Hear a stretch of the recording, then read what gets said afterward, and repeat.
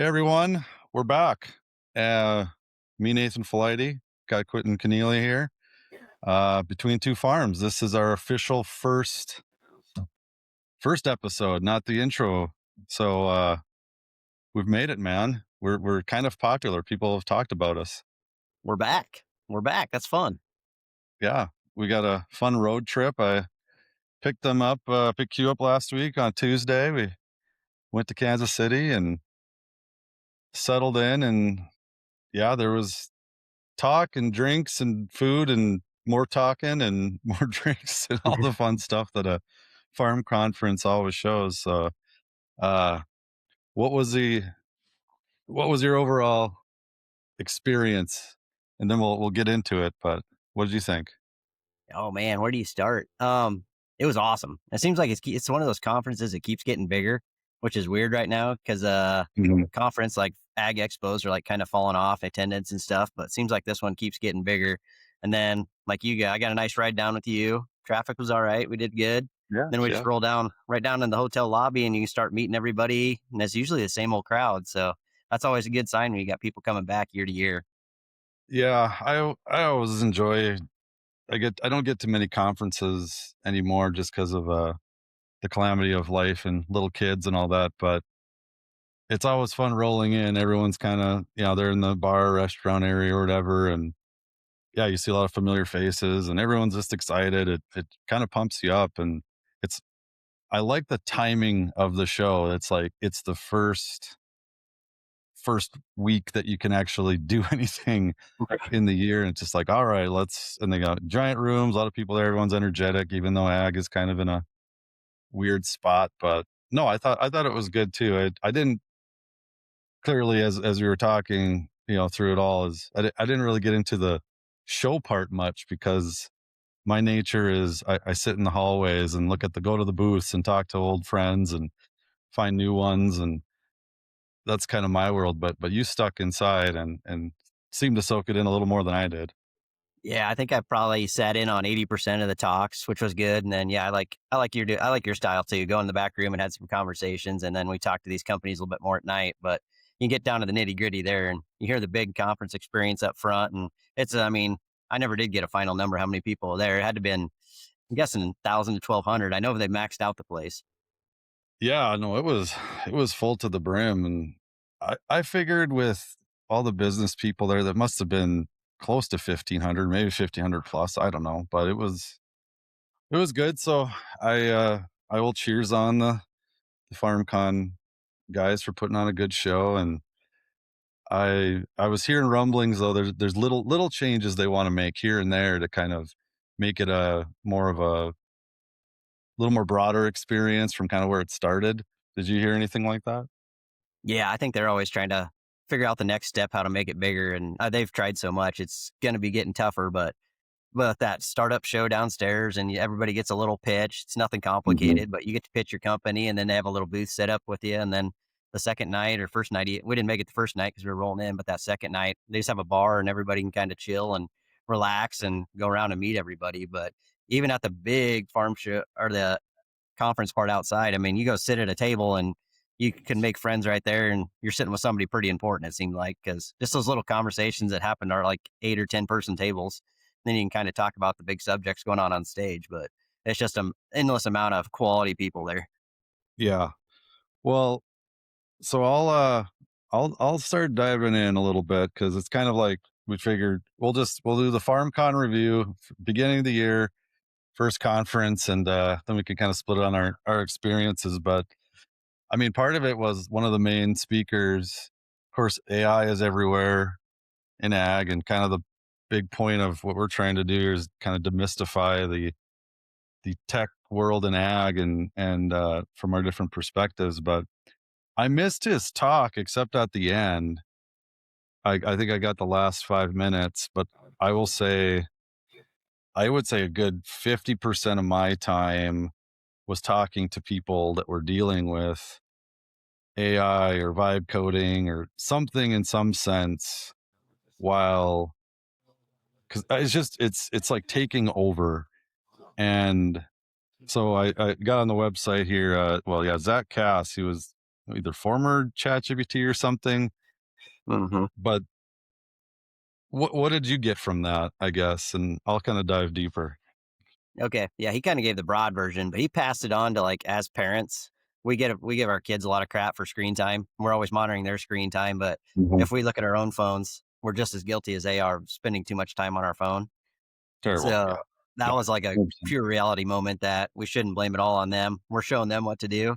And then he talked about like, AI is great and gonna help us along around a lot. You gotta still point it in the right direction and have parameters and get it pointed the right way because you could just sit on the couch being a couch potato. And he specifically said that. You could sit there and be a couch potato and let this thing run your life, or you can still you gotta be active. You gotta be out. He was big on the church, like be out in church, community groups, so that part's Mhm. refreshing. Like even with us all this technology helping us on the farm, it should actually give us more time to be out in the community and help our family and help others. So that was cool to see like a guy that high up that helped develop all this AI. Like he's still at down home and use it right. Yeah. It'll enhance your life. But this is really cool to hear that from him. Well, and I almost find it interesting because, like, he's saying that and he's lived that kind of internal thing of it. I see this a lot because I also remember seeing it um, from like someone that was high up in Facebook who left was like, there's some dangerous stuff here. And then he created a new company talking about like the dangerous things of it. It's like, I don't know, we're just getting the cycle.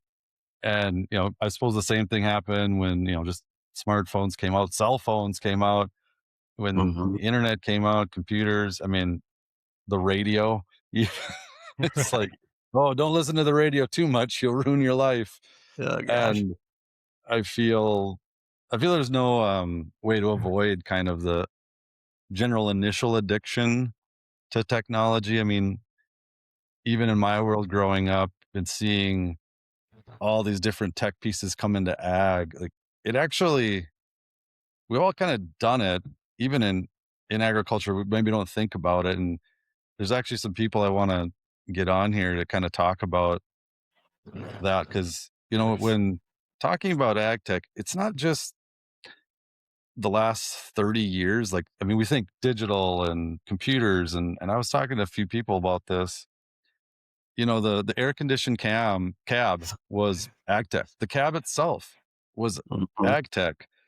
The steam and the steam tractor was ag tech. I mean, the steel plow was ag tech. We can, there's always something, and then this big, it gets really cool and interesting because it's so new and revolutionary.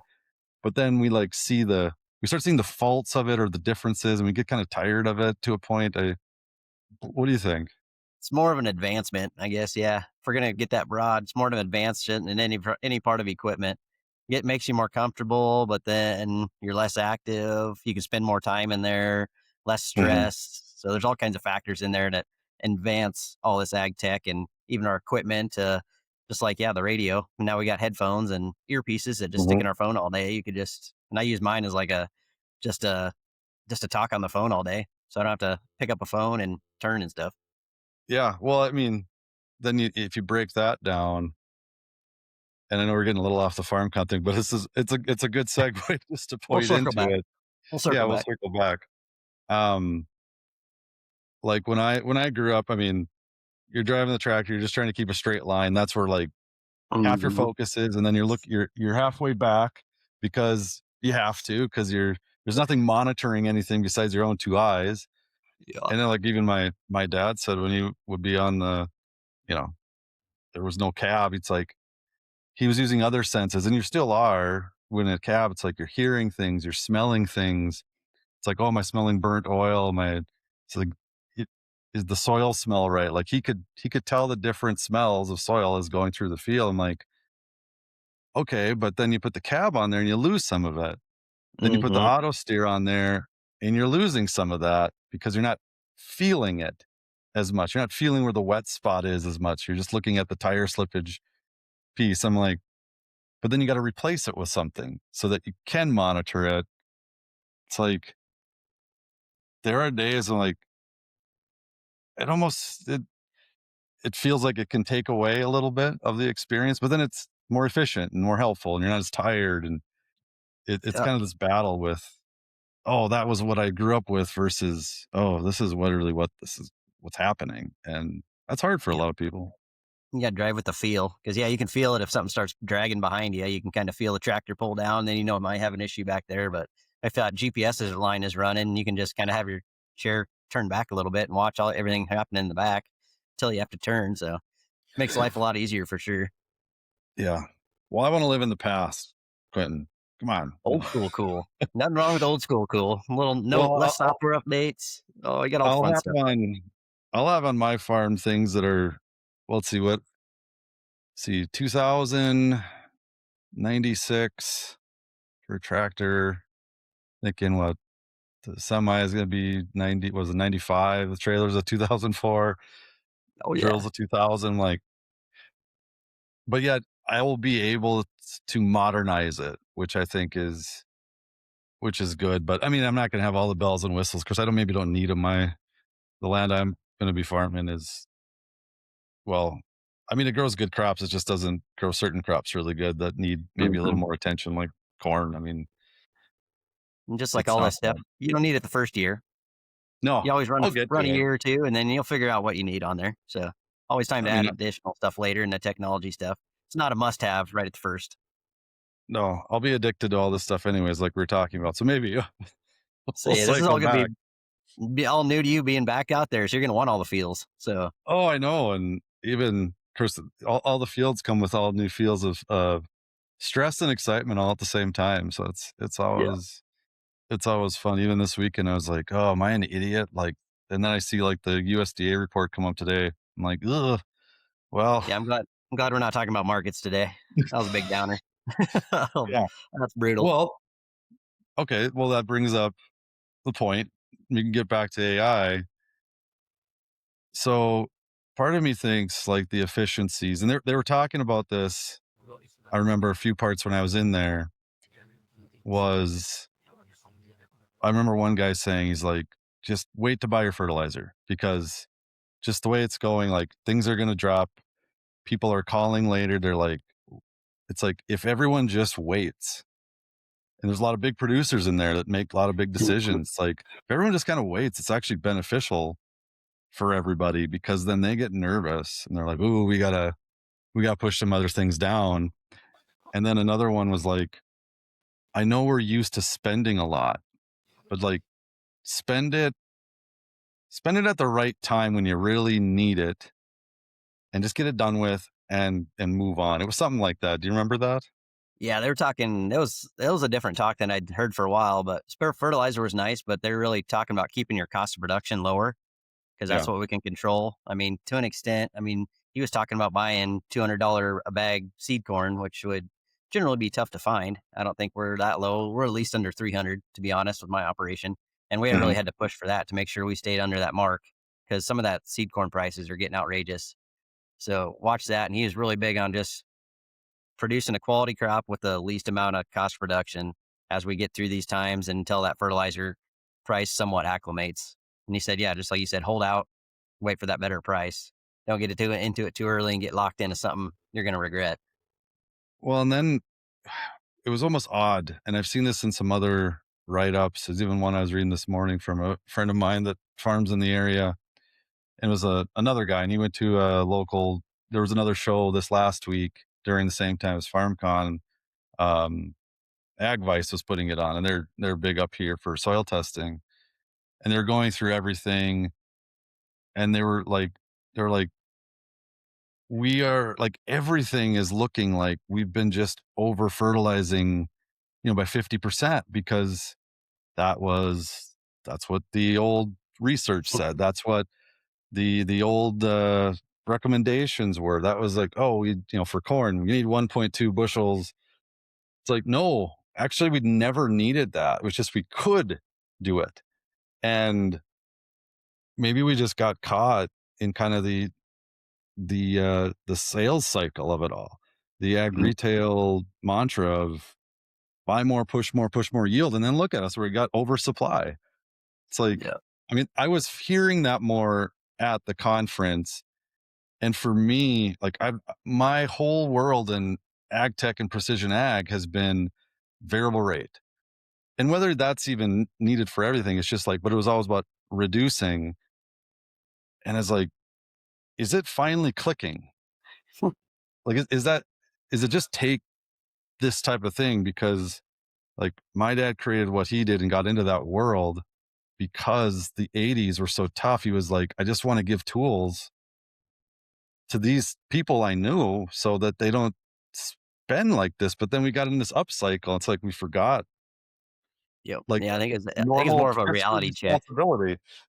Yeah, it's a big reality check. And then as we get better with our grid sampling and nitrogen management and watching it, and we know we can test depths and all that stuff, I think we just got really good at it. But I think that's where I kind of took my farm more to the variable rate. We're getting the right amount of fertilizer to the right acre zone because then, like we talked on the way down, you're big on zones. And Yep. then, like, I don't know, my dad always thought we didn't vary enough on the ground down here. But as we started grid sampling more and more, there is some variability out there, whether it be zones or just the soil wetness index, where that acre can hold some water and nitrogen better. So I think it's just we're getting better, but yeah, I think we're getting a little bit latency in there where we just didn't care and had the money to pay for that little bit extra. So you kind of tend to store a little bit more out there in the years you have extra cash. But now, no, not much extra cash out there. So you really got to watch it and push Mhm. back a little bit and wait for that better price and know where to put it. Yeah. Well, and I mean, it's kind of an advantage. I mean, there's clearly a lot of biological groups there kind of pushing this and that. And, that's the other element I've been hearing. It's like, okay, maybe it is in there. But maybe we can put this here to kind of get more out of it. Like there's ones I know that'll, it'll help release more phosphorus. It'll just make it more available in higher pH Yep. soils. Like that's one in my area I think about trying. And of course, then you got to think of the other variables. And a good friend of mine who runs the precision ag program for one of the top ag retailers, um, I asked, I was like, all right, almost all the time this is what you see is that in low yielding zones, there's more residual fertility all across the board. And on higher yielding zones or grids, they do both. You have less residuals. And he's like, almost 100% of the time. Hmm. And you think about that, it's like, okay, so then we're actually not building up where we produce the most. We're actually building up the poor areas where we produce the least, and we're over saturating those areas. And Uh-huh. that creates a miss thing. It's like, I'm starting to hear it more. I'm just happy, I guess. Yeah. It's, Yeah. I think we're there. I think we're there. People are starting to figure it out at least. So that's a good side. yeah. So maybe AI will actually then just tell us what to do, right? I mean, would you even want that? By the talk of the conference, I think that's where we're going, but I think I'm not quite there yet. Maybe a couple of years, but yeah, Yeah. it probably does know more than me because I didn't go to school for agronomy. That's not my strong suit. So that's why I have Yeah. smarter people than me help me get that along. Well, same here. And I hear tales and then everyone learns, every farmer should learn more. Of course, that's another thing I've always been worried about, even, back to the story of my dad smelling the ground. He's like, you don't do that anymore. So you lose that skill.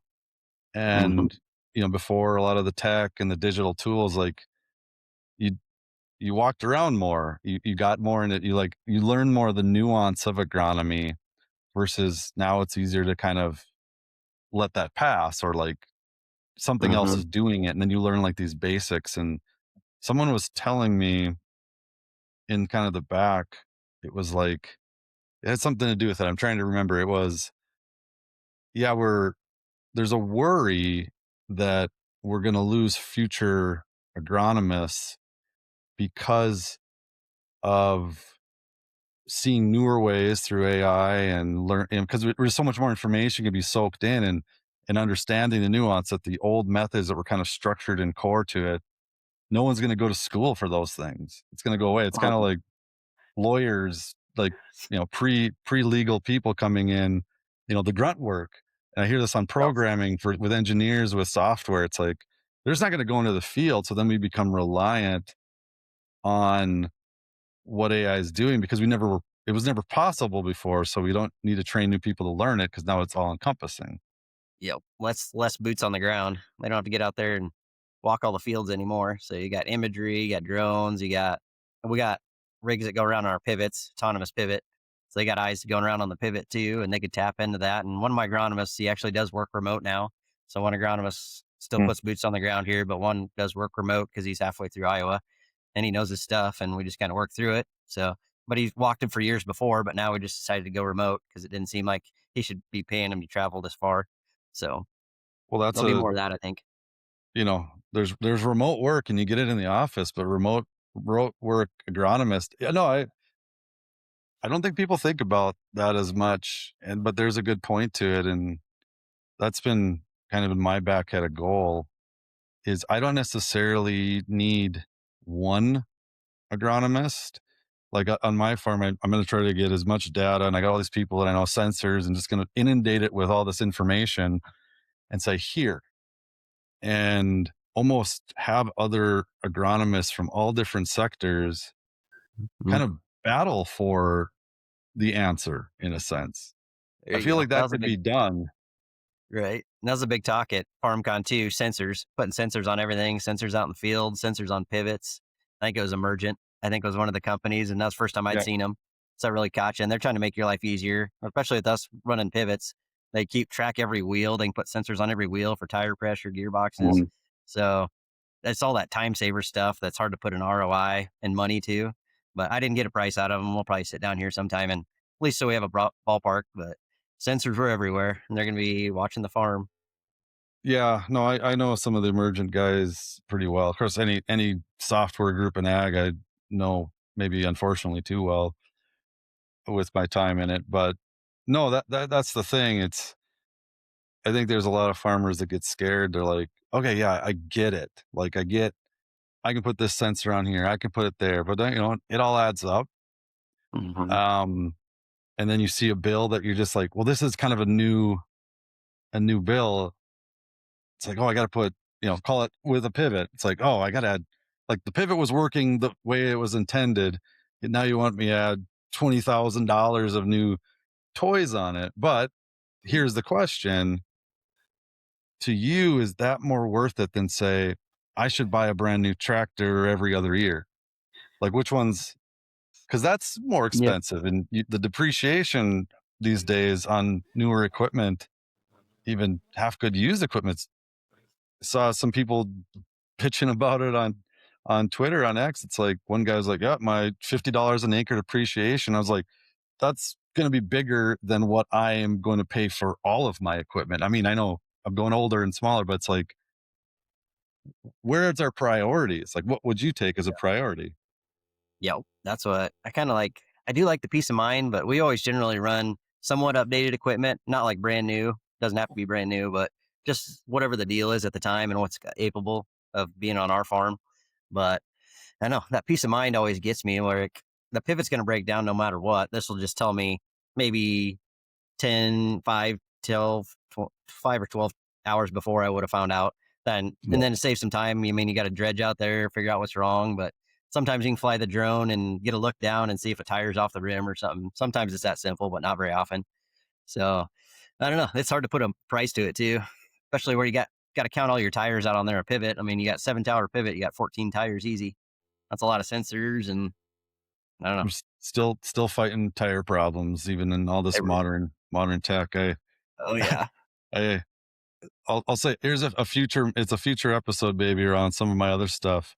I actually have a song that I wrote about wheels and tires. It's pretty good. So Okay. Yeah, put me down to hear that. Maybe it can be our intro for one. yeah, I'll get the guitar out back and just start. I'll start strumming, and then but I'll have to share it with you. But no, and even myself, it's like I know what all these things cost and these sensors. Of course, it's my first year getting back for a while. I'm like, yeah, I could add that.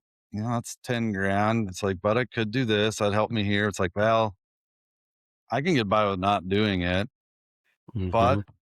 I could have fertilizer spread because I wanted to put my own in with my drill, like actually go ahead of it, put some variable rate drives on it because I don't have it on there yet. It's like, okay, and I could deal with that.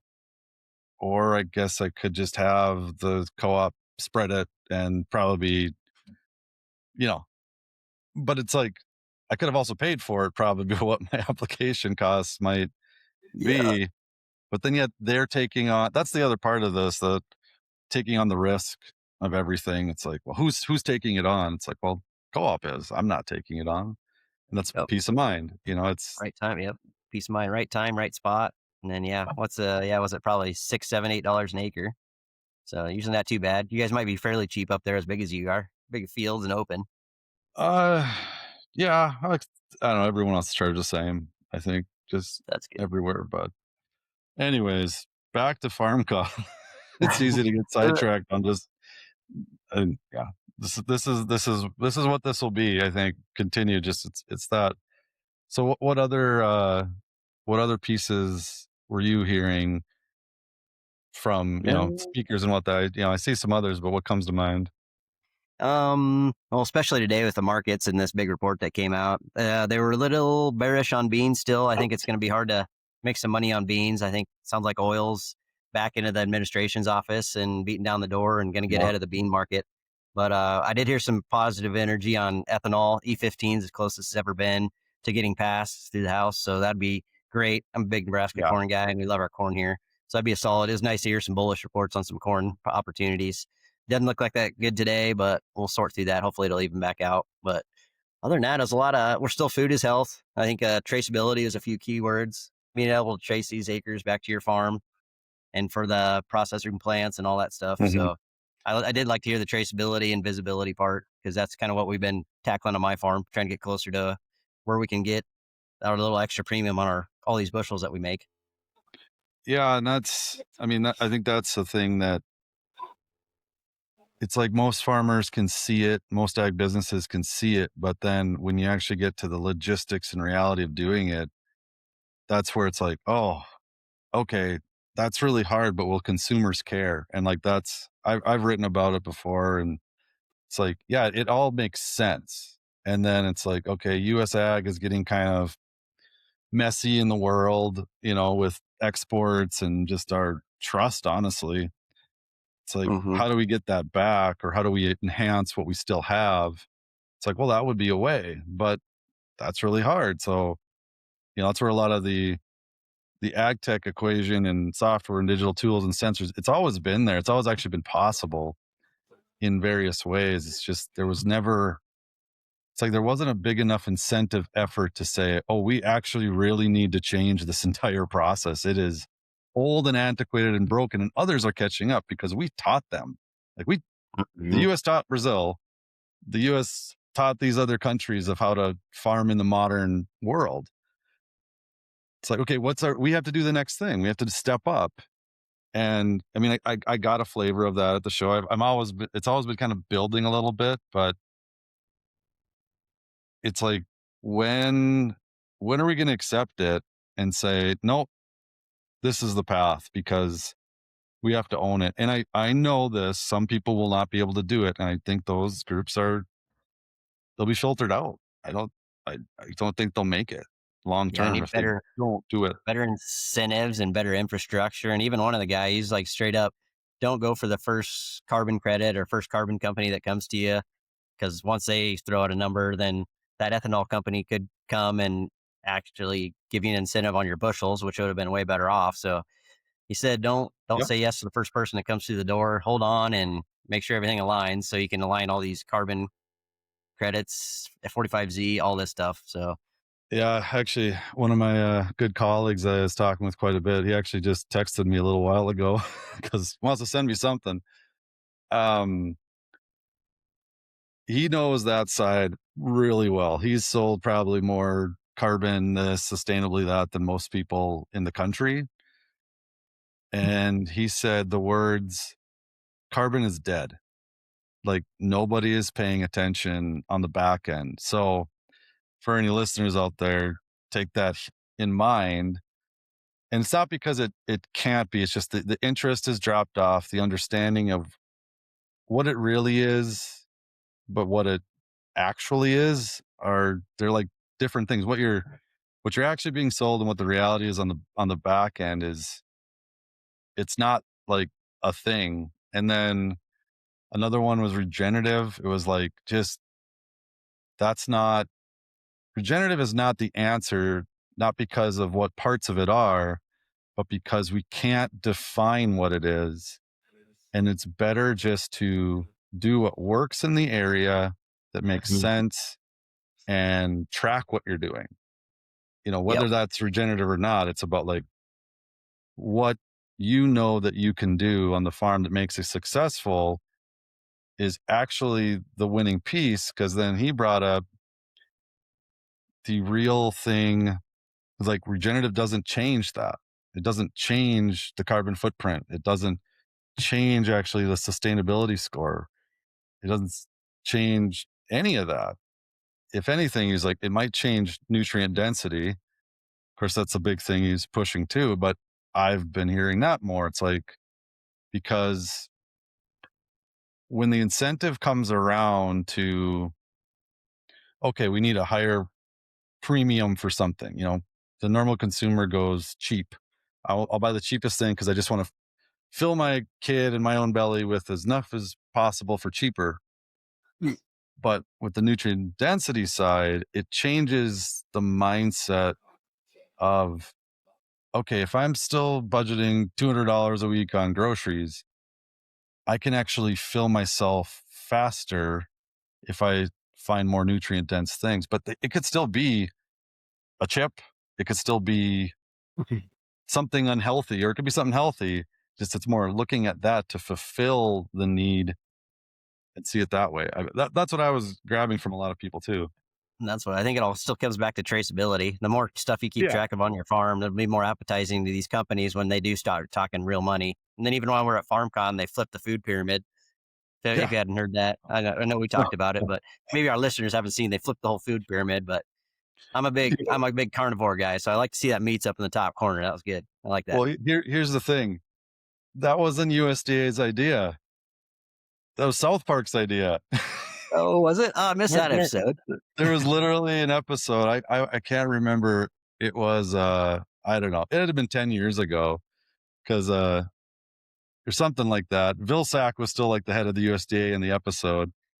And the problem was it was when all the gluten rage was going on and everyone was eating too much gluten and their dicks were flying off. That's what the part of the that was the episode's about. So they're like, we got to figure it out. And then it was Aunt Jemima said to Cartman, you got to flip it around, Eric. And so they flipped around the pyramid. Oh, Here we I'll have to are. check the archives on that. That's pretty good.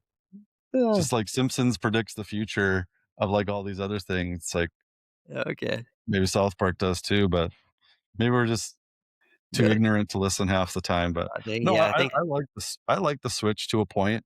My wife will Mhm. disagree with me being in the medical industry on like oils and meats, but there's something, there's a balance. There's a balance. It is. It's better. It's improvement, I guess, from where we're at. But still goes. I think I do have a regenerative meeting here later in the week, so I'll get back to you on once I get that definition of regenerative. But Yeah. because yeah, we're Good trying to luck. move some of the acres over there. I think I'm co. We're not part of the whole system though, because you got to go all the way through the cattle or some of the animals. But Oh it's yeah. a start. We're doing the crop side, and then yeah, coming back to traceability. I think track even out if you do tillage, track your depth, stay under that 3 inch. There's a fine line at 3 inches. So just little things like that that could get you that catchy phrase word regenerative or any of that Well, special sequestering. it's easy to just have it.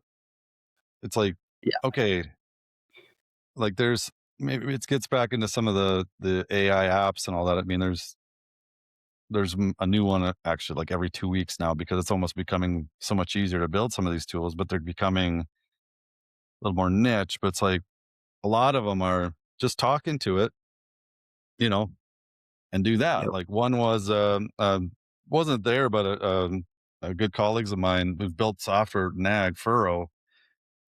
That's what I mean. That's the point. It's talking to when you're in the field and just talk about it, and it'll match everything up to all of your other stuff. And then what's our other friend, Bob? Ask His my farm.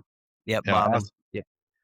I mean, that's the point. It was like just like talk in Yep. here and record something Yep. because that's better than nothing, and it might help you later down the road figure out a problem that you didn't know because you forgot because everyone's Yep. busy. And that's why we Mhm. haven't used all these tools that I've built and friends of mine have built and businesses and all that. we had the tool to hold it, but we didn't have the tool to communicate to it properly with how intense farming can get. I think, yeah, it's just nice to coming back to keeping track of everything because we have these end of the year reports per farm for all this visibility and traceability stuff. I think this is a tad step closer to helping us to that movement. Well, and then like as I brought up, it's getting that stuff out of your head, and it's getting out what's out of your head from others that are other trusted advisors. That can be your grandparents or your parents or whatever, or brothers or sisters, whomever that have some information about it. It's like if everyone's putting that information to a field in a way that they can actually do it instead of just like writing out a sentence in a tab that is all over the place. And then I've worked in standards and data and like agriculture data of making standard lists that everyone can work with. And AI actually breaks that away because it's like, oh, you said it was grape nuts, but this database says grape nuts, but there's a or the dash in between. Or like for years when I was in crop insurance, all four agencies of the USDA had different lists for crops, and they were like couldn't agree. Well, now it takes literally milliseconds by something in AI. It's like, yeah, we get it. Like we get it's the same because you and me know it's the same, but Yeah. like an algorithm in the past didn't know. I- That just should open up so much more, just the translation between people and that information on the farm. Yep. Start telling all the catchwords because there's so many funny words in ag that it'll start learning. Should start getting better. But yeah, I wish it was Well, around like 50 years ago to teach me all the stuff my dad knew about the farm well, yeah. when he started from what he's seen for 50 years. I mean, that kind of info would be priceless. We wish we had that now and sucks we're starting it now, but well, Well, no, 20 years down the road, we'll be good. if there's one thing for any people listening, and I think we were talking about this because my dad kind of did it before my grandma passed, is he just sat down and recorded. Just tell your stories. Just tell them because that information can be valuable somewhere. So maybe it won't work on the farm, maybe it will, but I think with people's age getting older, people farming out, I mean, the biggest land and farming transition and that anyone's dealt with or been recorded really well is going to happen in the next 20 years. Hmm. It's like if you want to if you don't want to dive too deep into AI but you want to do something, it's like just record something and then you can transcribe it using AI, and then that maybe you can figure that out. You'll figure it out later because I mean, I don't know. To your point, if It's you don't do it, you been can't get it back. right. Yeah, keep track of it now. And then, yeah, with all this land transition that's going to be happening, there's a lot of companies down at FarmCon there. Speaking on that, Oaken was a good one for working through Yeah. farm leases when the newer age, when newer kids coming out. My farm's not quite ready there. I got some good old landlords that have been around for a while and they're great men. So I like seeing them in person, but Hmm. digitizing farm leases and stuff like that. And then there's a lot of like creative planning. I think another guy just randomly met at a table and just like trying to get your farm like other incentives, whether it be NRCS, CRPs, different contracts to help your farm on the side of all your not tillable ground and stuff. There's lots of options coming out there that try to hook you up with the right grants and all kinds of stuff to help your farm lands you might not be utilizing for tillage or Yeah. crops. So all kinds of little Well, things like that, trying to get the family planning going.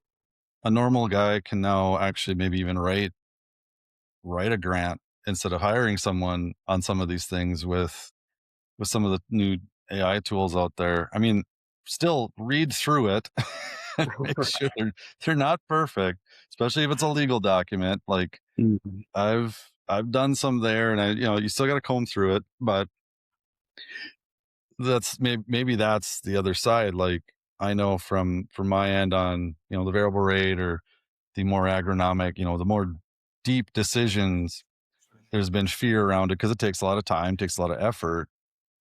Well, if we can, because all these other things have been hard, like tracking land, tracking this equipment, doing this, making sure everything's running. Just stories I've heard. We don't have to deal with it in North Dakota because we don't have a lot of pivots. Is you got enough. You're just driving around all day, make sure these things are running. Because if they're not, you're wasting a lot of money, wasting a lot of water. Just it just causes more problems. Well, now that's you could solve that. So then what do you replace that time with? Well, can you replace it with the things that you were fearful of doing? Like, oh, I should maybe sit down with my agronomist for a little longer, or maybe I can start asking questions, or like my friend Nick Horob is putting out AI on your farm. It's like, do some vibe coding, create your own new tool that makes your spreadsheet more like your own app that's just easier to work with so you can illustrate it better to your banker, which saves you time and maybe gets you a little better rate because you illustrated it better versus here's my numbers and just figure it out. Like it, save an hour, save two. I mean, it's Yep. we don't got many Save an left. hour one place and replace them with something more worth your time. We're gonna find a Yeah. lot more of that if we tackle these AI and everything else that gets enhanced. And even like with the pivot stuff, I mean, I only have a few set up on telemetry that I can start from my phone and the rest. So that saves me, an hour. So I don't have to go look at 8 of them instead of 40.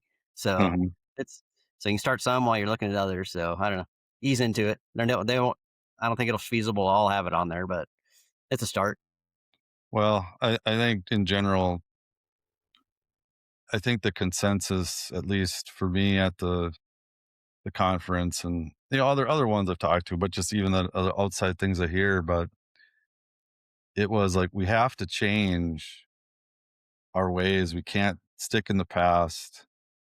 Whatever that means. That could mean 1,000 different things because there's 1,000 different things to do in farming. And yes, digital tech is a part of that. Whether you like it or not, it's not going away unless a giant solar beam comes down from the sun and fries out all our electronics. Then there's a lot of other bigger worries than we got Right. to deal with. Right. Uh, But it's like, okay, we've we've done things the same way for so long that now we've created the biggest crisis we've had since the 80s, which was another result of doing the same thing for years and years without. So if yeah. there is anything cyclical in ag, it's that we always kind of get in our own way. Maybe that's the, Oh, yep. Yep. Just yeah. be on the So front end. I don't know. Be on the front end. Try to figure out what works on your farm. So that's always what it comes back to. Your area is different than mine, and at least at yeah. FarmCon, I mean, there's some diverse groups there. There's a lot of crops there, so that was cool to see, and just the different way you can twist your farm into something better. So I do a lot of looking at that, but Well, that's and those probably are the hardcore stuff I came with back with. Just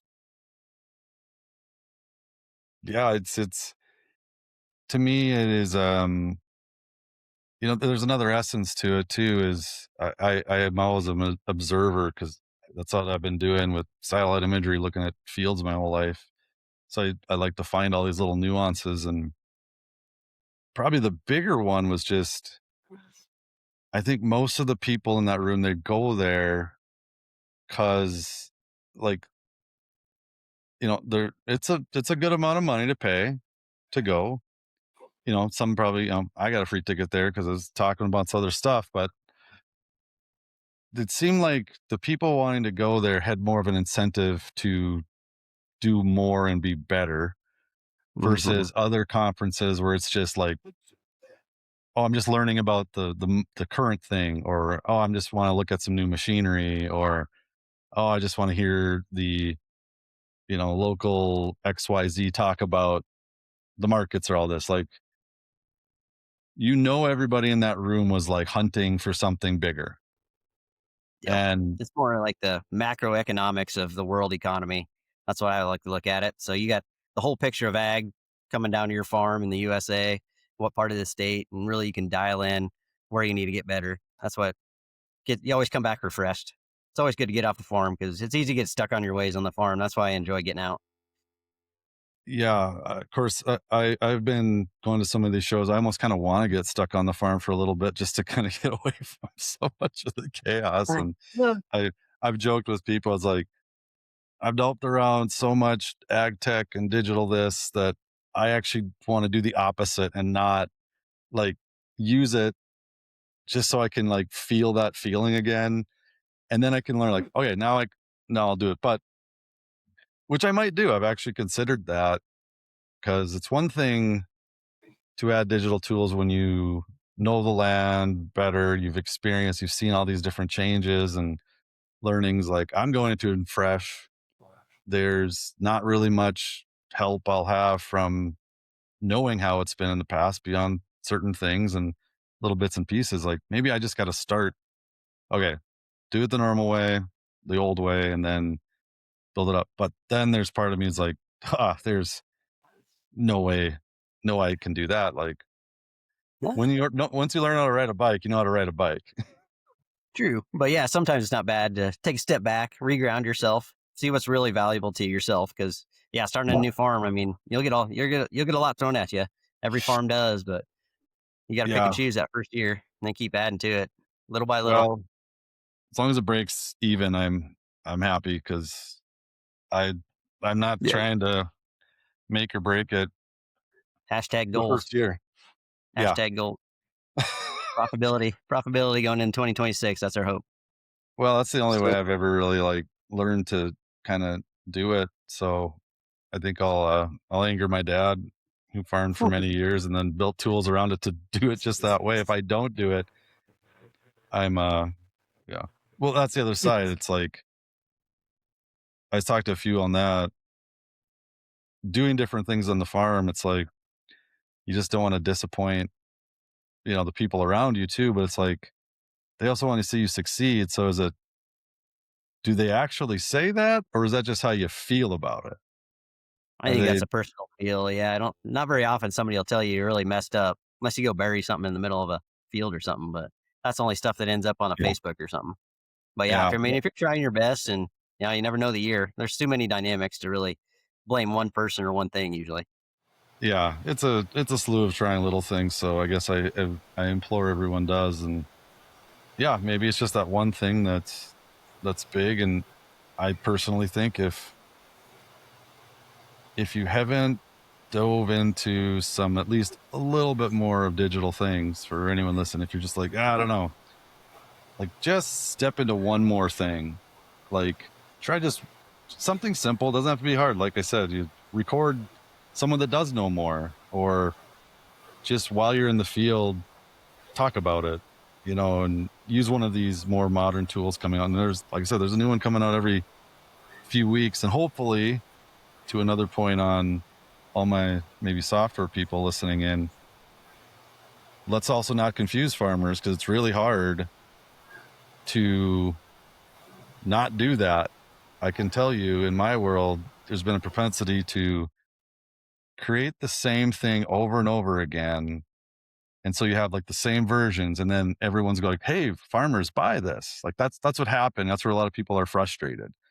It's like, "Oh yeah, there was this app. All these people raised money. You got the same thing." It was like, "Oh yeah, cool. There's like 30 different scouting apps." Like I don't need that. I don't know what to do. We also can't do that. And one of the problems with AI, I was talking with people is it's so easy to do some of the simple things that used to be hard. That we're just repeating, creating the simple things. And Hmm. so anyone that's out there that's either building those things or your farmer saying, I'm going to play with them, challenge on that. It's like, yeah, that's cool. Like, what's different?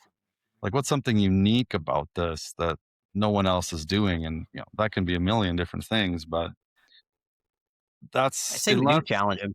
Right? If we made it this far, they're still listening to us. We challenge the farmer to try one new digital thing Yeah. on their We'll make a portfolio or list. farm this year. Yeah. Pick and choose it. And on the software side, maybe come down with the top three things farmers need. You can dial that in a little bit better. That's more your side, but we got to get the software side dialed into the farmer a little better. So challenge them. That's your side. Yeah. And it's, it's really easy. It's going to be insanely easy to naturally commoditize these tools. But maybe that's also the other side of the farm side is we've made it so easy to commoditize these main crops and get yield out of them. We forgot how to make them unique. It's like, okay, we can make a shit ton of corn. We can make a shit ton of soybeans. We can teach the world how to make a shit ton of corn, a shit ton of soybeans. How do we make those things different? And so they can work in a system that is, to the point. Cheap. There's traceability. It's got different nutrient density. It's a little healthier. It's a little more sustainable. It's a little more regenerative. whatever, we have to like make sure we just don't do it. Like constantly commoditize ag to its death in a sense, because that's when the big things take over. That's when the outsiders say, "Well, hey, you've made it as easy as possible to take you over, and we have the money to not worry about it for 10 years where you had to worry about it every day of your life. We don't care. You've made it so easy for us to do it." Yep. Like Yep. we have to be really careful. And using the digital tools, I can tell you, there's this balance of it. Of that's where the privacy and security of like your data comes into play. It's like you don't want to let go too much, but you also need to help you. There's no perfect answer there. Nope. Sounds like a good spot to wrap up on, though. Yeah, I mean I can talk for hours and hours, but now my voice is getting worse. So hey, and you got the shop working, you got the internet working Dude, fairly good enough. we finally I got fiber optic last summer, and it's taken me this long to get it dialed in to be able to stream something out of my shed where Well, this is my comfortable spot. So hopefully yeah. I'll get a little more lively out of here. But I feel like if I didn't push you last year, it's like, hey, if you want to do a podcast, you're like, I want to do it in the shop. It's like, well, you got to get fiber. It's like, crap. Okay, I got to get fiber. So I stayed on them and we got fiber. So that's a good yeah, shot. That's a yeah, good stuff. That's a good start. 21st yeah. century stuff. Well, it's to any of it. There's got to be a starting place, like you're saying. And yeah, last week for anyone that was there, hopefully, if they're not there, that was a starting place. And I'd like to see more shows like that in maybe more regional stature. I think that would be clearly not everyone can go to a thing like that because it's a good jog. And yeah, we can't fight each other. Got to figure it Nope. all out. And Work together. And then you got to follow along. We got the Between Two Farms. We got all the yep, stations alive on all pretty much the socials. I yeah, I think we got all the coverage there. So like and share and get this shit out and tell us what you think and share share your own between farms. Like you got to share your story too Yeah. to us and then others because I don't know. That's the point of this. Is like we got to share what's different and Yep. hopefully we Leave can. a review. Yeah. Leave a comment. Just let us know what you want to talk about and we'll hit it up on here. So Yeah, and any businesses out there, hey, we want other people on here too. So uh other than that, anything else, man? I think we're good. I probably got to thank my ag data for sending me to FarmCon. We got to talk to some good farmers down there and then they do all my acreage reporting. So good company to look at. Yeah, That's my no, pitch. I agree. I actually used to work there for 18 months or so back in the day. So And they took you out to supper too. So we had a good yeah, supper with yeah, them. yeah. Good Michelle conversations. Michelle got the Always good bill. to So catch up with Steve Pitstick. So one of the yeah, OGs of no, Twitter. Love seeing him every day, yeah, every year. I haven't talked to him for a while, even forgot and then I had to bring up when we actually did. But then Yep. I have to thank the Strativation group. They were one of the marketers helping the whole conference get going and spread out. So thanks to them and all the crew there and They did good. Jeff They did good. That was Caldwell well put getting together it going. conference. So we'll get well put together conference and then ag swag's always good. Got some hats, ag swag, farm use. Yeah, So you got your bucket too. I did get a didn't get the bucket. bucket, but Yeah, had my to get a bucket. Got to collect them all. my kids would have just turned into a drum and then I would have caused more problems. So There you go. anyways, But well, until next time, we'll have to figure out what we talk about next week, but clearly there's plenty that we can talk about. So we didn't hit it. We didn't get down the road very far. So no, this is a good yeah, start though. yeah. But thanks everyone for listening and follow along and you'll see more of us. So between two farms. Until next Cheers. time. See you. See ya.